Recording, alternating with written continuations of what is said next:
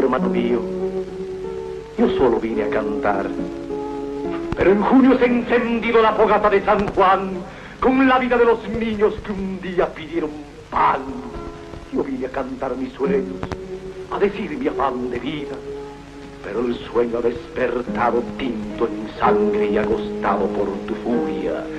Capitán, habrá chisporroteado el brazo, crepitado aquel pulmón tras la ruta del balazo que explotó en tu corazón. Cómo han brillado esa noche tus galones, capitán.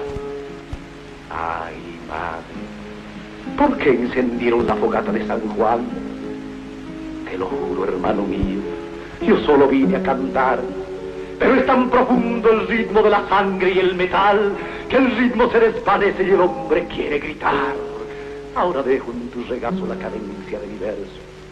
Ay, madre, en tus manos dejo mi silencio avergonzado. La rosa dejó en tu pecho y la aurora en tu esperar. Esto que nos han hecho ya no se puede callar, porque has manchado el rocío con la sangre general. Diálogo de un soldado y un obrero del metal. Desgarrado, siento mi pecho.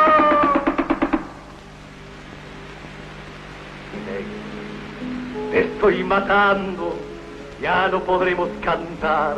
A lo largo del campamento un escuadrón acechante está gritando un valiente: silencio, que nadie cante.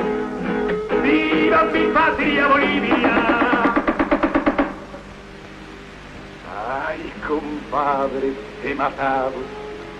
No debías protestar. El fuego se está apagando. Las piedras van a gritar. Sigan matando mineros, soldados, sepultureros del funeral nacional. Minero, estás llorando sobre tu aliento de estaño, y en la casiterita vil del sueño que te hizo un daño, la culata de un fusil te ha devuelto al desengaño. Te lo juro, hermano mío, yo solo vine a cantar, pero es tan profundo el frío que ha sentido un general que es probable que mañana también nos quiera quemar.